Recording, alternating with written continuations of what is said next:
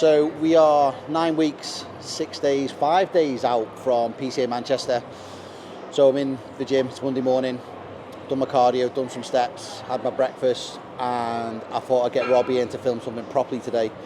So we're going to go through a bit of a chest session, go through what I'm doing currently and what I'm trying to chase in the gym. I'm taking Legend by Ghost at the moment in an ESN shaker because I just love the flavour of the Ghost products. I feel like on prep, you appreciate flavours and tastes more because you don't get that much taste within your diet. You know, food's pretty bland. And then also, I've been doing a mil of Turbo Swole from Engineered Muscle. We're just literally waiting on Jake, finishing on the Swift machine, and then I'm going to jump on it and we're going to start chest.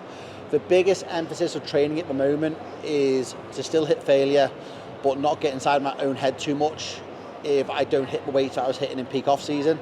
It's not so much for strength's not there, I just find fatigue gets much higher when you're in prep. It's like my legs ache, my muscles tend to give out a little bit sooner than they did when I wasn't dieting. You know, I notice it most in legs. I get towards that 8 to 12 rep range, and that 8th and 9th reps, my quads are screaming at me. Whereas in the off season, you're not screaming as much because you're not doing as much cardio, you're not doing as much expenditure, there's more fuel reserves. You've also got more salt and sodium, you know, sitting around in muscle, which are helping sort of buffer that fatigue.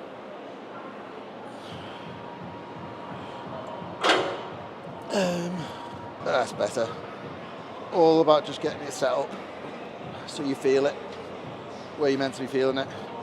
So in terms of training, I've kept my same program from my off season into prep. One of the things with me is like I'm not too focused on simply just adding weight all the time. I look massively at training efficiency. So I don't think a weight is ready to move up unless tempo's perfect. You know, weight, you're feeling it where it's meant to be felt, is perfect. So incremental changes in weight is always important.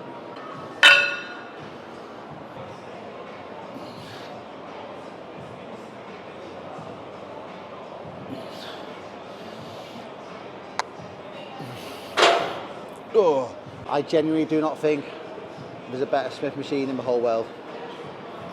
New ones, old ones, whatever, you're not beating this Ibex Mark 1 Smith machine. Taking my time warming up. I'm not having to try and speed up today because I'm trying to walk Callum through a session. Because Callum needs at least a 5-minute conversation between sets, every set. It's not to psych him up, it's just a conversation on the current state of affairs in Iran. It could be the price of washing up tablets has gone up in Asda. Or it could be that he took his daughter to the park yesterday and some 11-year-olds were taking the piss out of him for his fashion sense. Come on, man. Honest to God, this dog leaves his ball upstairs, goes for a walk. Can't remember where he puts it. So, always exercise one, spend a little bit extra time warming up, and then we start getting up towards the more activation sets where the weight actually feels like it's working the muscle. And again, no massive rush, just a few reps just to feel it before we go into our top sets. Oh.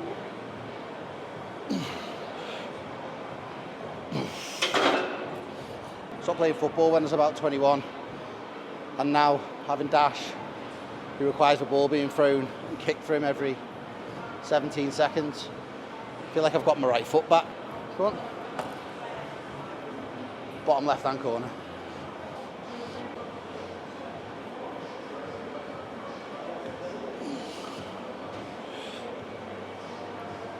Oh, feels good. Biggest thing here, what I see a lot of people doing, just a little tip for any movement you're doing when you're pressing, get your feet behind you. There's like, I see so many people pressing with their feet out here. There's like, we want to keep our hips active. So putting your feet back, driving through your quads and keeping your hips down, you're pushing against the bar. So that's naturally going to make you more powerful in your base. You're going to be tight core, everything. Whereas when you're out here and you're all loose, it's like nothing. That's why you see people swinging legs all the time. Plant them hard, push against that bar, push it away from you. So if you have a big drop, fatigue, you know, that's good because fatigue's dropping off, but also performance is going to take it. It's like you're losing a kilo body weight. If you relate that to 10 kilos in being able to move that much pressure, it's a big drop. What? It's mad, isn't it? Off the back of a rest day. I literally held all week. I was like, Really? yeah. Well, I went from 108 to 109 when Anavar went in, and I've held 108. I've gone from like, my average is down to 109.4 to 108.3, but I've kind of like, I dropped that the first day last week. But I'll just, today. So he'll get back to me in the next hour or two. So I'm expecting a little bit of a food drop. I'm not having to actually put any veg in my meals yet. Really? So I feel like this change now will mean, right, start packing my meals out a little bit. So I'll kind of save that tool till I've needed it. It's like, but it's again, you're eating for function, you're not eating for satisfaction, aren't you? Yeah. Ooh. Ooh. Ooh. Ooh. Good. Yeah. Good. Again. Ooh. Drive through it. Yeah. Yep. Last trip? Cal did the first 8 weeks and Tom Hames did the last. So Cal did Manchester? No, Cal did the first 8 weeks, and when I got to 8 weeks out, he hadn't checked me in for 10 days, had he? So I moved to Tom, and then So you'll have a better beat this time? oh god, yeah. Well, Tom was playing Warhammer on my show day, wasn't he? Remember? So can't get in touch with me. I'm playing Warhammer. Tommy. So I'm kind of like hoping for some changes today, but also dreading for changes. Do you know what I mean? I want that food drop because I want to see weight start budging more. But then at the same time, I'm like, I don't really want to eat less food because I'm. But it's like, what do I want more?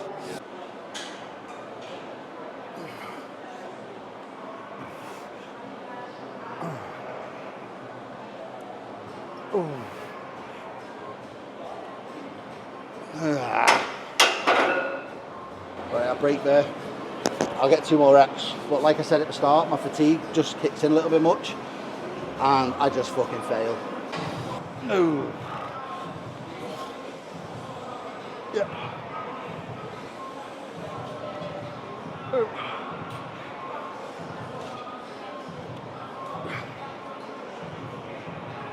Right, off season, I would normally do another press now. So I go from incline to a flat press, then a fly. Now, I go into a fly, and then I do a second press and a fly. So I don't do 5 chest movements on Monday anymore, I do 4.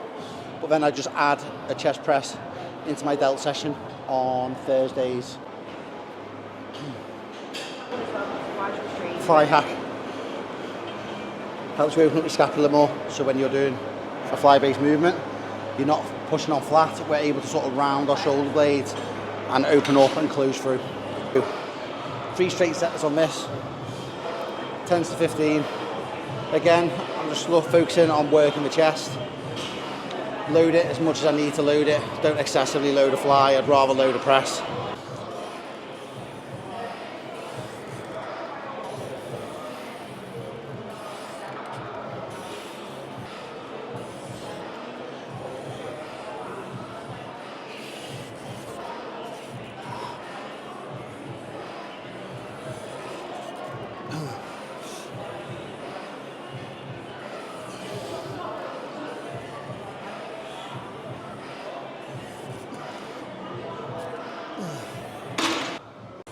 I like the weight on that set, so we're going to stick with it. Focus again, like I just said, closing that gap.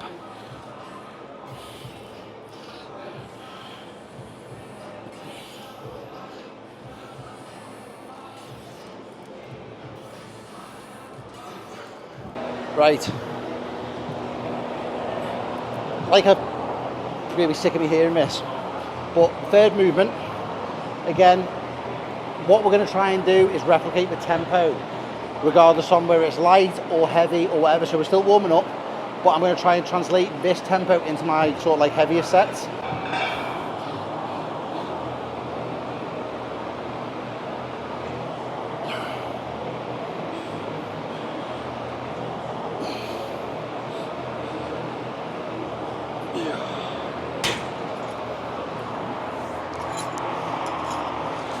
So we'll go for the stack.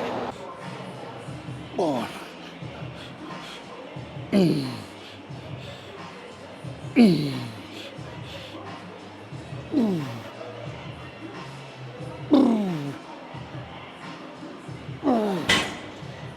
quicker now. So same as before. Drop it down a little bit. I just want a few more.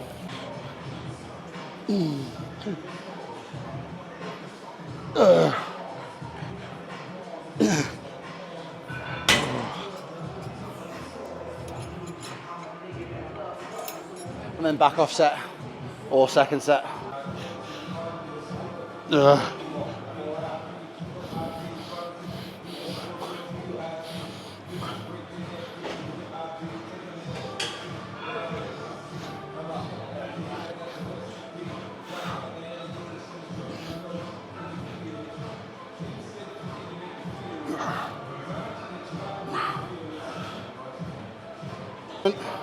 Go down, do some old school crossovers. So I don't really care about when people say, oh, you know, cable crossover, you're better off doing it seated, it's more optimal. But Ronnie Coleman and Jay Cutler didn't do it, did we? Neither do any of the pros today. It's just these 9 stone keyboard warriors on Instagram. Tell you what though, still in 2025, they'd be having a wet dream over the fact, oh my god, it's a Cybex Bravo. Again, getting that upper arm across the body.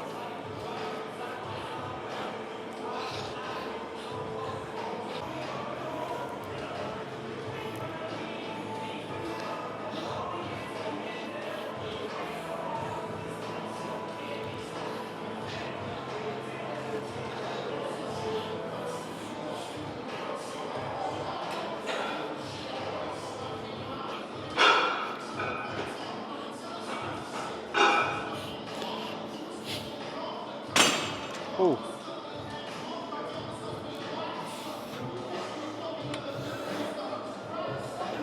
I feel like when you're coaching people, whether it be lifestyle or it be bodybuilders, you've got to be strategic in what you're doing. And like with my training, I'm trying to be very strategic in getting as much done without generating too much fatigue. So, you know, coming in, picking movements I enjoy and that I get on with, and getting what I can from each set, rather than just loading a shitload of volume and just thinking that's the answer. Whereas in reality, you know, you need to have a strategy, because prep can be 16, 20 weeks, a diet can be 10, 12 weeks. You know, it is a bit like a game of chess. It takes thought. You've got to think about what we're doing. Ooh.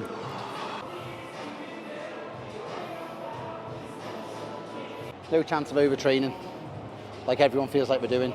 Everyone needs a deload, a refeed, and a nice bath at the moment, don't we? Oh, none of that.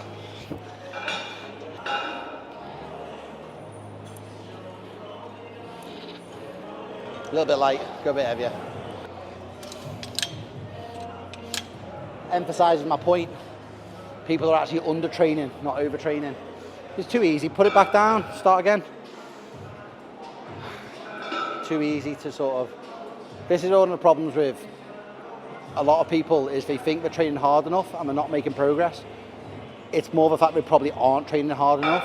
They're coming in, they're getting a little bit of a pump, and they're like, oh, you know, this feels good, I'm going home. And then you're scratching your head, why aren't I making the improvements I want to make? Because you're fucking training like a fucking fanny.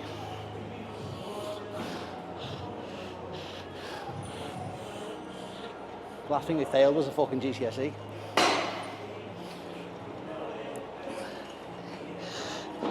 So what's been the biggest difference between this prep so far and last prep so far?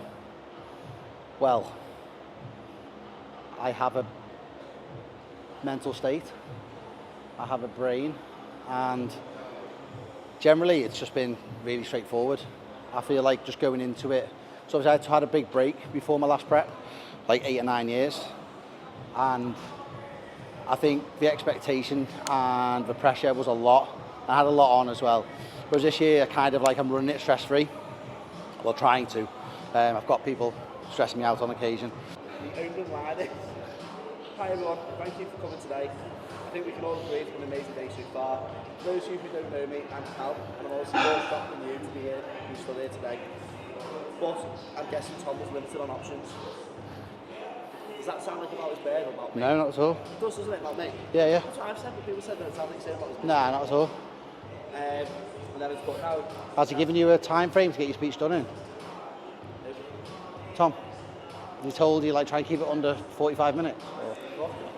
It takes 10 minutes all in. Oh, have you got cue cards? I fucking hate the gimp at a wedding who reads off a cue card. Why haven't you learned it? I'm going to learn it, but I need to go get the cards. Fucking hell, you're cutting it fine. Wedding's on Thursday. Yeah, it's not learning. So chest done. Bit of arms. Just one bicep, one tricep today. Again, just enough to sort of warrant prep. Not trying to kill myself. Just get enough stimulus done. Might throw a little bit more arms in. Normally just go on feel for arms. But I do train arms on Roan on a Saturday. So I feel like a kid on a Monday because I check in with Martin on a Monday. So I send my check-in over normally about 7 a.m. So I'm like always checking my phone. It's about midday. It's funny because I obviously have had like 4 coaches across my sort of like bodybuilding journey. And you always look forward to check-in day. So I really appreciate it when clients get good, speedy feedback. Because it's kind of like you send that in and you're excited if you're motivated to see what next. Some weeks it could be make crack on, you bang on position. Other weeks it could be a little bit of a food drop, food increase, an off-plan meal, a little bit more drugs, all the exciting things. So I do enjoy a Monday, and it's chest. So I always like my post-workout shots, post-chest. I feel like you're full from the top, and I flatten out massively through the week. So, you know, my legs hold really good fullness, my upper body doesn't. So, you know, even coming into like show day, I always look really flat. And then when I put some blood in the area, I do tend to, you know, gain a few inches everywhere. Well, most places. But yeah, so I like a Monday. I might kill someone if I had a few more inches there.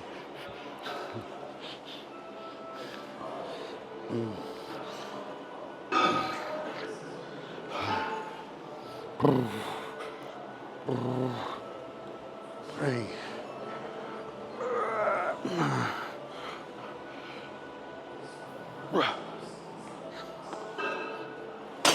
10 weeks out and I just want to compete this weekend. You just feel like I'm definitely not ready to even do a warm-up show, but you get the bug and you're watching like Derek Lunsford behind us, and then I went to a show on Saturday and I was like, ooh, I'm quite close to it, which I reckon about 4 weeks and I could probably do something. But the thing is like, I hate being a guy who jumps into a show and he's not 100% ready, because you get beat by someone who's not as good as you but they're in better condition than you, you just see your ass. I just feel it's quite nice to just let your arm hang and then just let my bicep do all the work from that sort of position, rather than having something on tension like a cable or a belt, which is equally as hard, maybe a better resistance curve, but you sometimes have to just go on feel rather than actually, you know, getting hung up on this sort of optimal debate.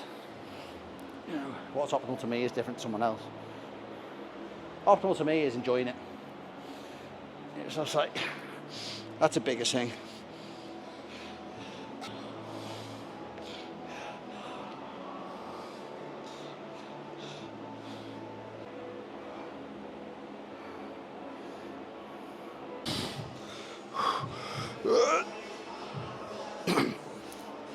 Fucking hell. So I don't care what you say, it's just like challenging my bicep. You're lifting something against gravity from A to B properly using one muscle. Doesn't matter if it's on a machine, anything else, if you're connecting well with it, that muscle is responding. You can cheat a cable as well. Well, it's here, mate, you can cheat a dumbbell, but we don't. Keep that elbow and upper arm more or less in one position.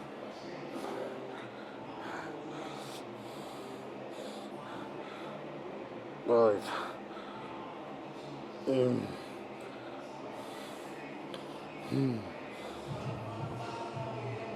Eight. 9, Ooh. So, Right, one tricep to finish. Done a full chest session, so don't need too much tricep work today. Just gonna do a long rope push down. Yeah, I don't think I've been doing triceps on that.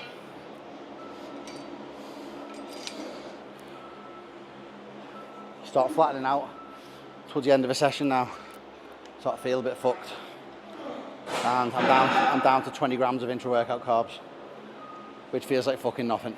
I may as well just have fucking water. The Anavar helps though. That went in last week. Pre-workout. Always feel the benefit from pumps and training when Anavar gets stripped into a cycle.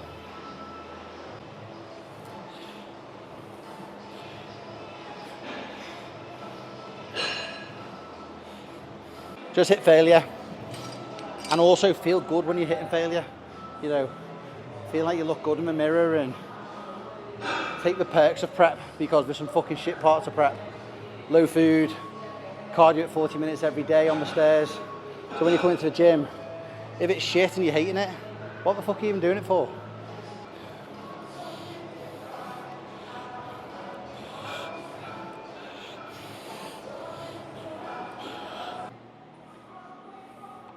The client messaged me about blood work. The test has arrived, so can't reiterate how important it is. If you're running, whether it be a small amount of steroids or a large amount of steroids, regularly check your bloods. Just to make sure that heart, your hormones, your organs are all performing as effectively as possible in stress situations. So we check it out, make sure there's nothing untoward, and then it gives us an idea of if we can go back on, when we can go back on, and just making sure we're mitigating risk really. Obviously it's not going to stop risk, but we can reduce risk by knowing what's going on. You service your car, you MOT your car, we plug it into diagnostic tests. It's exactly the same with your body. Don't neglect it. 2-3 kilos of floor.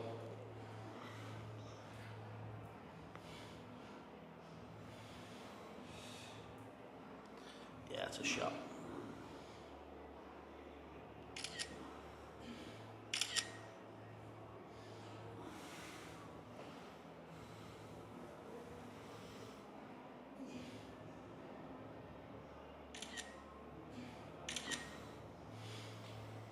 Nog een check wat.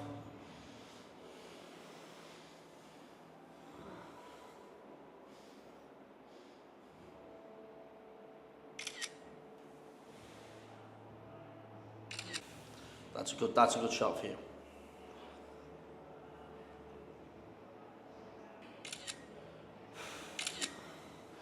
Yes.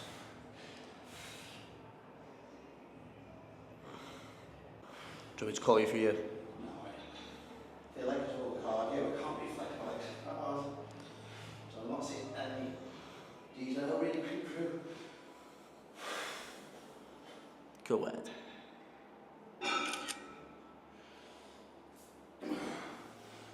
And most muscular.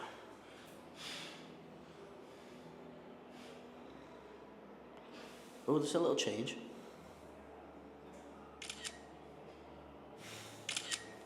How come you changing that? Than that. Yeah, I prefer that. Wider. Yeah. In that position there. You're wider, but your abs go. We're not really looking at abs in this shot. No. I can cover them a bit. I want to look thick up top. Yeah. Where's the other shot? Good shot, like. Go to do your other one. Which one? The normal one. Like that? Yeah. I feel like I look too narrow. Yeah, to be fair, yeah, I can see that. You can also pry off your hands, can't you?